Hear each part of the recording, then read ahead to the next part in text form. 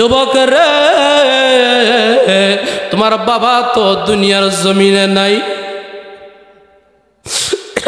যুবক, তোমার বাবা এমন অসুস্থ হয়েছিল, আমরা সকল গ্রামবাসীরা টাকা উঠাইয়া তোমার বাবার এমন বড় রোগ হয়েছিল, আমরা চিকিৎসা করার জন্য টাকা উঠাইয়া দিয়েছি। এরপরও চিকিৎসা যা করার দরকার আমরা করেছি, কিন্তু তোমার বাবার হায়াত নাই। তোমার বাবা যে দুনিয়ার জমিন থেকে বিদায় নিয়ে গেছে। আল্লাহু আকবার, জোরে বলেন। যুবক চোখের পানি ছেড়ে দিয়ে জোর জোর করে কাঁদলেন আর বলে, প্রভু গো, আমি কি হতভাগা সন্তান হইলাম, আমার বাবার যে খোঁজ খবর আমি নিতে পারলাম না। আমার বাবা অসুস্থ হওয়ার পর চিকিৎসার অভাবে মনে হয় দুনিয়া থেকে বিদায় নিয়ে গেছে। আমি সন্তান হয়ে বাবার চিকিৎসা যে করতে পারলাম না। এই কথা বলে আর সামনে আগায়, আবার পিছনে বেক করে, আবার সামনে আগায়, আবার পিছনে বেক করে। এবার লোকদেরকে জিজ্ঞাসা করে, আচ্ছা বাবা যে দুনিয়ার জমিন থেকে বিদায় নিয়ে গেছে, আমার মা দুনিয়াতে আসেনি? এবার এলাকাবাসীরা ডেকে বলে, তোমার মাও দুনিয়ার জমিন থেকে বিদায় নেওয়ার অবস্থা, তোমার মা সন্তানের জন্য কাঁদতে কাঁদতে চোখু দুইটা বন্ধ হয়ে গেছে। যুবক রে,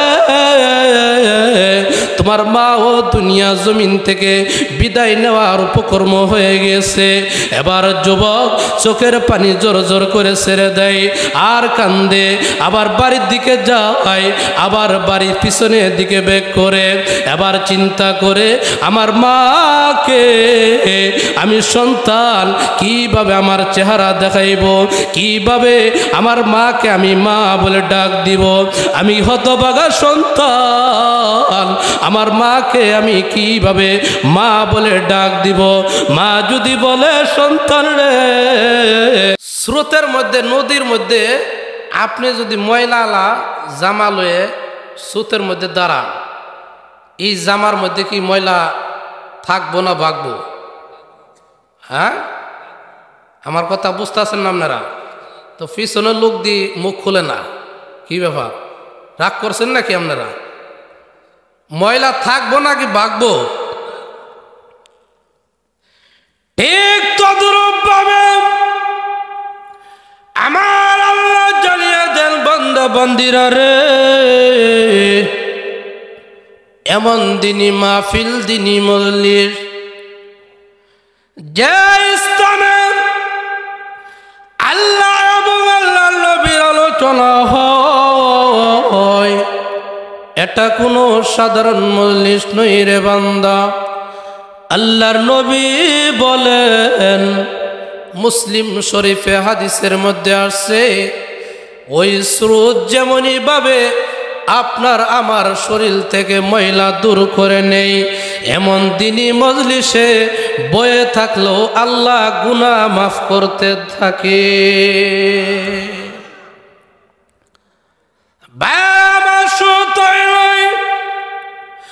আল্লাহ নবী, বিশ্ব নবী রাহমাতুল লিল আলামিন হাদিসের মধ্যে ইরশাদ করেন, এই সামিয়ানার চতুর্দিকে একজন দুইজন নয়, মহান আল্লাহ রব্বুল আলামিনের ৭০,০০০ নূরের ফেরেশতারা তাদের নূরের পাখার দ্বারা বেষ্টন করে রেখে দেয়। সুবহানাল্লাহ।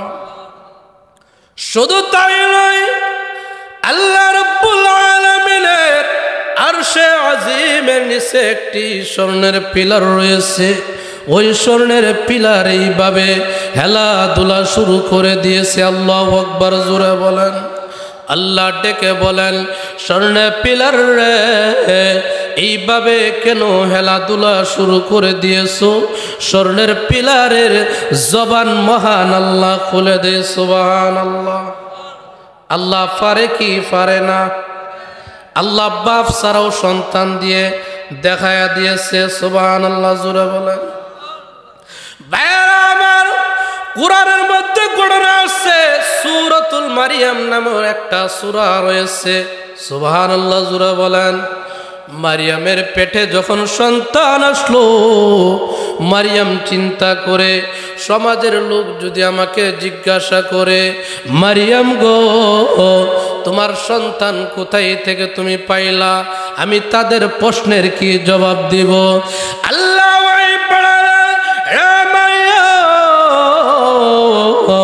চিন্তার কোনো কারণ নাই, আমি আল্লাহ রব্বুল আলামিন এই কুদরত দেখানোর জন্য আমি আল্লাহ ব্যবস্থা করেছি। আমি আল্লাহ যে সব কিছু পারি, আমি আল্লাহ যে সব করতাম পারি, এটা বান্দা জানে। এরপরও সহ্য একটু দেখলে করতে ভাল লাগে। কি বলেন, ঠিক কিনা? কার কথা? আমার কথা? আল্লাহর কথা। আল্লাহ বলেন,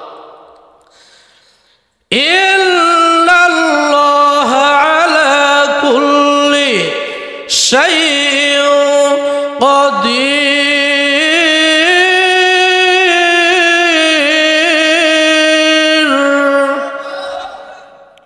আল্লাহ সব কিছু পারে, আল্লাহর কাছে কোনো অসম্ভব নাই। কি বলেন, ঠিক কিনা?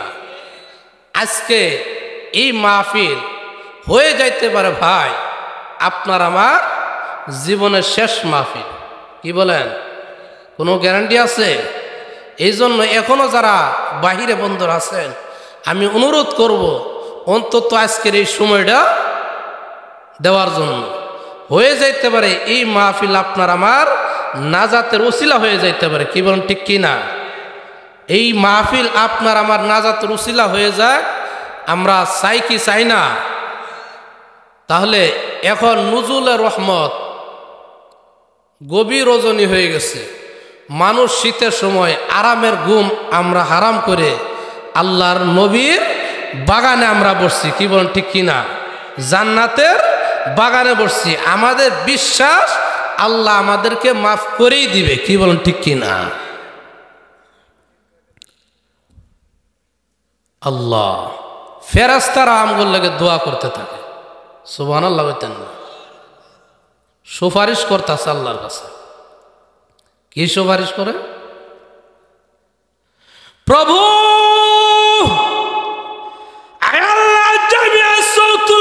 মহিলা মাদ্রাসা এলাকাবাসীর কর্তৃক আয়োজিত মাহফিলে প্রভু তোমার কিছু সঙ্গ বান্দা বান্দির আল্লাহ ঘুমের ঘরে না গিয়ে মাত্র দৌড়ায় গিয়ে ওই মাহফিলে অংশগ্রহণ করেছে। আল্লাহ গো, তাদের গুনাহ যতক্ষণ পর্যন্ত মাফ না করবেন ততক্ষণ পর্যন্ত আমরা ফেরেশতারা আমরা আপনার আরশের খুঁটি আমরা ছাড়ব না। সুবহানাল্লাহ, জোরে বলেন। আমার বুখারী শরীফে হাদিসের মধ্যে আছে, আল্লাহ তখন ডাক দিয়ে বলেন, উশহিদু আন্নী কদ গফারতু লাকুম। ফেরেশতারা রে, তোমরা সাক্ষী থাকো ওই মাহফিলে যারা অংশগ্রহণ করেছে, বাড়িতে থেকে দৌড়ায় গিয়ে ওই মাহফিলে অংশগ্রহণ করেছে। ফেরেশতারা রাস্তাঘাটে না দাঁড়ায়া থেকে ওই মাহফিলে বরকতি মজলিসে যারা নাকি বসে গেছে, ফেরেশতারা রে তোমরা সাক্ষী থাকো আমি আল্লাহ রব্বুল আলামিন তাদের তামাম জিন্দেগির গুনাহ আমি আল্লাহ এই মুহূর্তে মাফ করে দিয়ে দিলাম। এমন মাহফিলে আসলে বসলে লাভ আছে। কি বলেন, ঠিক কিনা? ভাইয়েরা আমার, এবার আসুন আমি যে কুরআনুল কারীম থেকে সূরাতুল বনি ইসরাঈলের একটি আয়াত তেলাওয়াত করেছি, আয়াতটা অত্যন্ত একটা দামি একটি আয়াত। আল্লাহ রাব্বুল আলামিন বলেন, বান্দা বান্দিরা রে, ওয়া ক্বাদা রাব্বুকা আল্লা তা'বুদু ইল্লা ইয়্যা। রে পৃথিবীর মানুষ, আমি আল্লাহ ফয়সালা করে দিলাম, আমি আল্লাহ সমাধান দিয়ে দিলাম। আমি আল্লাহর ইবাদত বন্দেগি করার পর তুমি তোমার মা বাবার খেদমত তুমি কইরো। সুবহানাল্লাহ বলতেন না? তাফসীরের কিতাবের মধ্যে আছে আল্লাহর বিধানের পরে আল্লাহ আবার মা বাবার বিধান কেন নিয়ে আসলো? ভাইয়ের আমার, তাফসীরের কিতাবের মধ্যে আসছে আল্লাহ ডাক দিয়ে বলেন, পৃথিবীর মানুষেরা রে, আমি আল্লাহ যা তোমাদেরকে দেই, রে পৃথিবীর মানুষ, আমি আল্লাহ যা তোমাকে দিয়েছি এর মধ্যে বান্দারে আমি আল্লাহর কোনো স্বার্থ নাই। এবার ঠিক কিনা? আল্লাহর কোনো স্বার্থ আছে? আমরা নামাজ পড়লে আল্লাহর কি কোনো লাভ হবে এমন কোনো স্বার্থ আছে? আমরা নামাজ না পড়লেও আল্লাহর কোনো লাভও নাই, ক্ষতিও নাই। কি বলেন ঠিক কিনা? নামাজ পড়লে আমার লাভ, নামাজ না পড়লে আমার ক্ষতি। কি বলেন ঠিক কিনা? পৃথিবীর মানুষ, আমি আল্লাহ রব্বুল আলামিনের ইবাদত বন্দেগি করার পর আমি আল্লাহ যা তোমাকে দিয়েছি এর মধ্যে যেমনই ভাবে বান্দারে আমি আল্লাহর কোনো স্বার্থ নাই, তেমনই ভাবে আমি আল্লাহর ইবাদত বন্দেগি করার পর তোমার মা বাবার সেবা যত্ন তুমি করিও। আমি আল্লাহ যেমন স্বার্থ নাই রে বান্দা, তোমার মা বাবা তোমার পিছনে যে সেবা যত্ন করে এর পিছনেও মা বাবার একটা ছটাকও কোনো স্বার্থ নাই। আছে নাকি? আমি আপনি ছোট সময় চকলেট খাই, মজার কোনো অভাব হয় নাই। কোনো মা বাবা আজ পর্যন্ত কোনো লেখে রাখে? হ্যাঁ, সন্তান রে বড় হইলে আমাকে এই হিসাবগুলো পঙ্খানু দিবি। এই মা বাবার কিয়ামত আল্লাহ বলেছেন, বান্দারে মা বাবার খেদমত যদি করতে পারো, মা বাবা যদি খুশি হয়, আমি আল্লাহ খুশি। সুবহানাল্লাহ কইতেন না রে বাংলা? মা বাবা যদি তোমার আচরণে অসন্তুষ্ট হয়, কাবা ঘর ধরে তুমি তওয়াফ করলো, আমি আল্লাহ তোমার তওয়াফ কবুল করব না। কারণ বিধানটা আল্লাহর পরে বিধানটা আসছে। সুবহানাল্লাহ জোরে বলেন। আল্লাহর ইবাদত করা যেমন ফরজ, মা বাবার সেবাও করাও সন্তানের উপর ফরজ। সুবহানাল্লাহ জোরে বলেন। এক লোক আর আমরা তো এখন মা বাবা কি জিনিস কথার দ্বারা আঘাত দেই, কর্মের দ্বারা আঘাত দেই। আর বিদেশ বাড়ি গেলে সন্তানরা বউয়ের সাথে, অনেক মানুষ আছে বউরও গোলাম হয়ে যায়গা, বউয়ের কাছে মুরিদ হয়ে যায়গা। আছে না নাই? হ্যাঁ, পুরা কফা। বউ যেমনে কয় হ্যাঁ ও এমনি চলে। বউ যদি কয় বাপ মায়ের সাথে যোগাযোগ রাখো না, হে ও এমনি তালে তালে। আসেনি এমন? আল্লাহ ভাইয়ারা আমার, এরপরে আবার অনেকে দেশ গ্রাম সারে বউয়ের কথা শুনে শহরের মধ্যে বাড়ি বাঁধে, বাসা বাঁধে। কি বলেন ঠিক কিনা? মা বাপ পরে থাকে গ্রামও, হ্যাঁ বড় শিক্ষিত আর লেগে হেন জায়গা। আসেনি এমন? আরে যুবক, তোমার সন্তান নাতিরে দেখলেও তো হে করতে ভাল লাগে। সুবহানাল্লাহ কইতেন না? এমনই এক যুবক বউয়ের মুরিদ হয়ে এই গেছে গা শহর, বাপ মাও কি গ্রামের মধ্যে। বাপ মা কই? গ্রামে। এখন গ্রামে যে রয়েছে, এখন এই শহরে 1 বছর 2 বছর জায়গা, দীর্ঘ 8-10 বছর হয়ে যায়। এখন বউয়ের ঠেলায় হ্যাঁ বাপ মায়ের সাথে যোগাযোগ করারও সুযোগ পায় না। নাউজুবিল্লাহ আছে না নাই? আরো জোরে বলে। আরে যুবক, কথাটি ভালো করে শূন্য, খালি বউয়ের কথাই নাচছো না, মা বাবার কথা কিছু মান্য, তাহলে তুমি ধন্য হইবা। আমার কথা বুঝতেছেন নি আপনারা? তো এই যুবক কই গেছে, শহরে গিয়ে বাড়ি বাঁধছে, গ্রামও থাকতো না, মা বাবার সাথে থাকতো না। এখন হ্যাঁ এখন বউ সামাল দেব না, বাপ মায়ের সামাল দেব। এখন বাপ মায়ের রাখে বউ সামাল দেওয়ার লাগে হ্যাঁ বাড়ি বাঁধছে কই গিয়ে, শহরের মধ্যে। 1 বছর 2 বছর টেয়া বসে হয়েছে, গেছে গা মক্কা মদিনায় হজ করতো। হয়ে গেছে মক্কা মদিনায় হজ করতো। মক্কা মদিনা যাওয়ার পর তাওয়াফ করে, কিন্তু হ্যার মনের মধ্যে শান্তি নাই। এক আল্লাহর ওলির সাথে সাক্ষাৎ। হ্যাঁ আল্লাহর ওলি একবার তাওয়াফ করে, 2 বার তাওয়াফ করে, এমন মক্কা মদিনা জায়গার মতো আমি আসছি, এমন পবিত্র জায়গাতে আমি আসছি, কেন গো আমি শান্তি পাই না? আমার ইবাদত বন্দি করার মধ্যে কোনো ভালো লাগে না।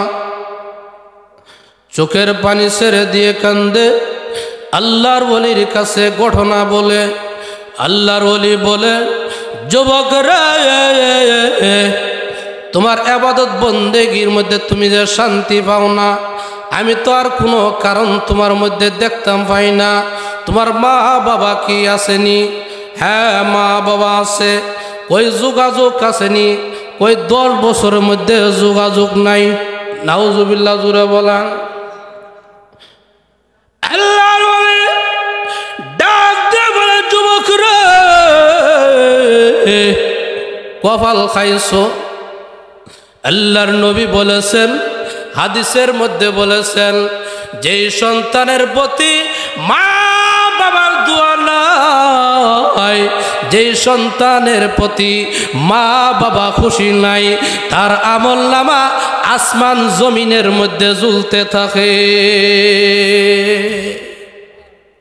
রে যুবক, মক্কা মদিনা তাওয়াফ করা বাদ দিয়ে আগে যাও, মা বাবার খোঁজ খবর নিয়ে দোয়া নিয়ে আসো, এরপরে মক্কা মদিনায় আসো। সুবহানাল্লাহ জুড়ে বলেন। এবার যুবক আল্লাহর ওলির কথায় আসে চিন্তা করে, এবার বউ থাকুক মূলদের না থাকুক, আগে মা বাবার সাথে গ্রামও গিয়ে দেখা করব। সুবহানাল্লাহ জুড়ে বলেন। ওই যুবক বাড়িতে আসবে, বাড়িতে 10 বছর যাবত আসে না। এখন রাস্তার মধ্যে কিছু দূর আসে, আবার পিছনে ব্যাক করে, চিন্তা করে 1 বছর নয়, 2 বছর নয়, দীর্ঘ 10 বছর হয়ে গেছে। আমার মা বাবা কি অবস্থায় আছে আমি তো জানি না, বেঁচে আছে নেই না দুনিয়ার জমিন থেকে বিদায় নিয়ে গেছে, এটাও তো আমি ভালো করে জানি না। কিছু দূর আসার পর গ্রামের সন্নিকটে আসে, লোকদেরকে জিজ্ঞাসা করে, অমুকরে আপনারা চিনেননি? অমুকের বাড়িটা কোথায়? যুবকরা এলাকাবাসীরা ডাক দিয়ে বলে, কি ব্যাপার, তার বাড়িতে তুমি যাইবা? তোমার কি লাগে? আমার বাবা লাগে।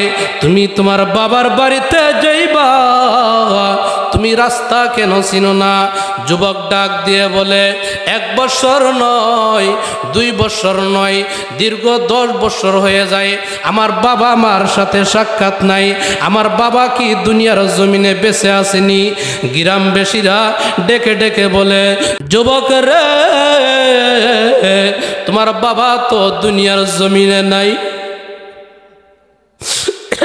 যুবক, তোমার বাবা এমন অসুস্থ হয়েছিল, আমরা সকল গ্রামবাসীরা টাকা উঠাইয়া, তোমার বাবার এমন বড় রোগ হয়েছিল, আমরা চিকিৎসা করার জন্য টাকা উঠাইয়া দিয়েছি। এরপরও চিকিৎসা যা করার দরকার আমরা করেছি, কিন্তু তোমার বাবার হায়াত নাই। তোমার বাবা যে দুনিয়ার জমিন থেকে বিদায় নিয়ে গেছে। আল্লাহু আকবার জোরে বলেন।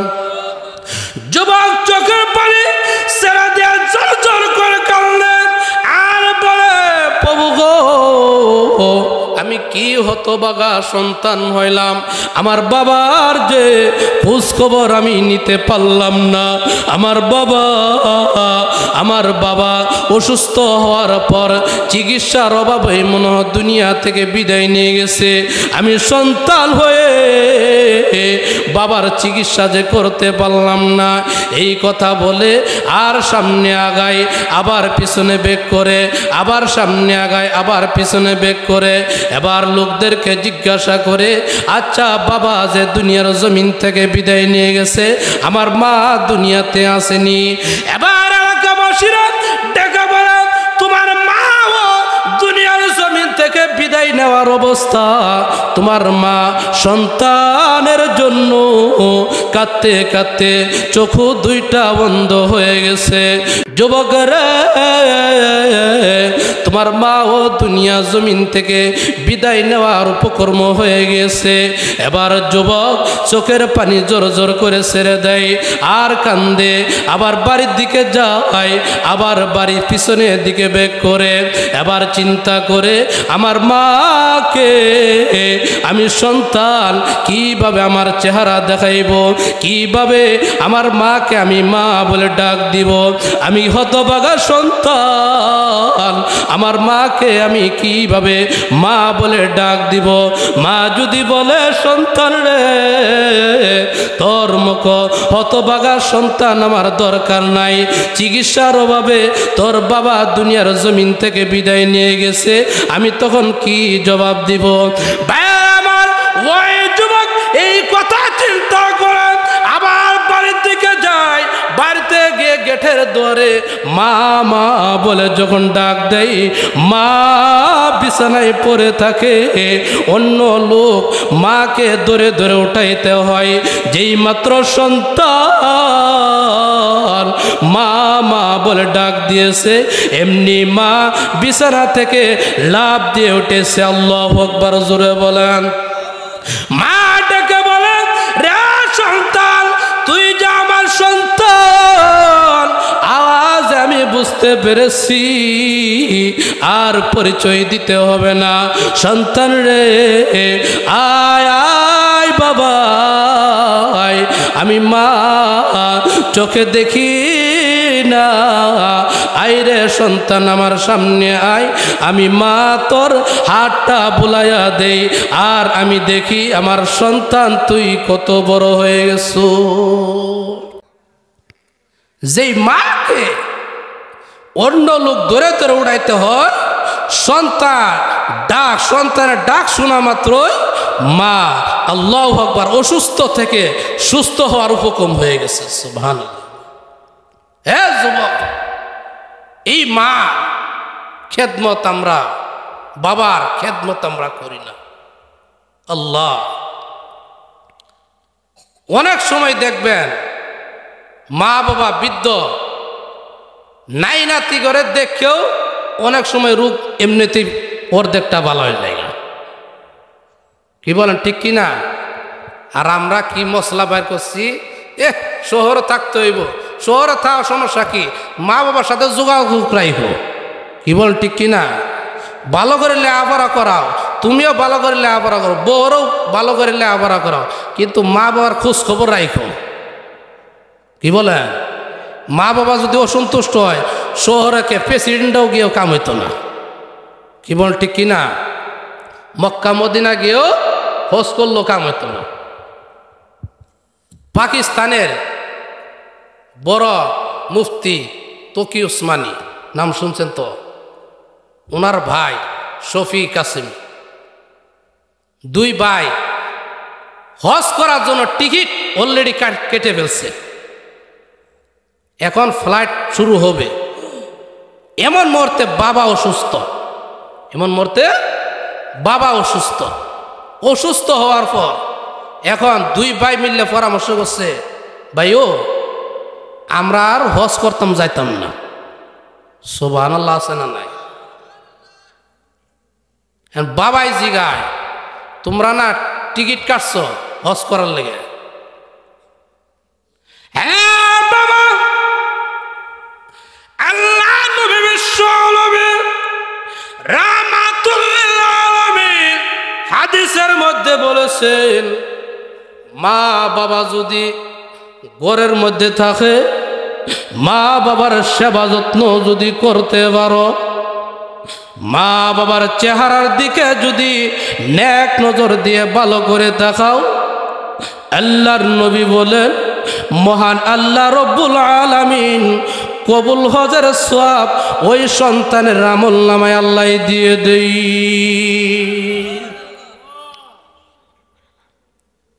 হ্যাঁ বাবা, হজ করার কি করব? আপনি ঘরের মধ্যে অসুস্থ আছেন, বাবা গো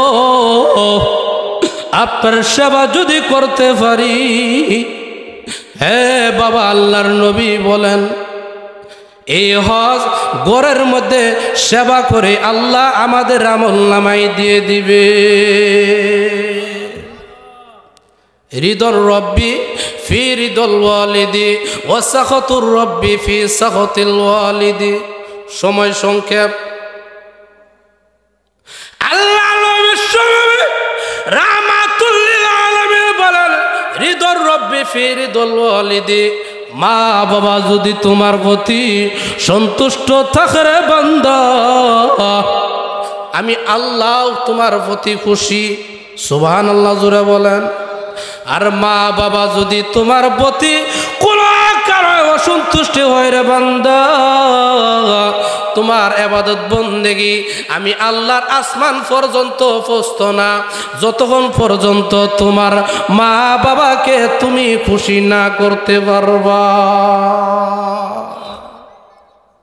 এই জন্য অনেক ঘটনা, আল্লাহু আকবার, হাদিসের মধ্যে আসছে জুরাইস বনি ইসরাইলের এক আবেদ আছিল।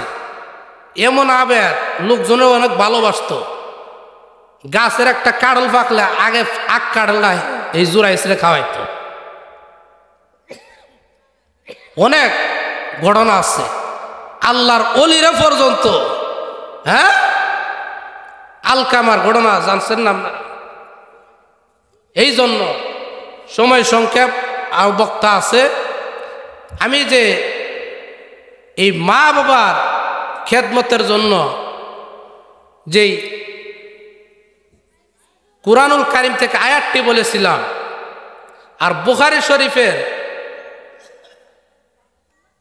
5970 নম্বর হাদিস, আব্দুল্লাহ ইবনে মাসউদ রাদিয়াল্লাহু তাআলা আনহু থেকে বর্ণিত।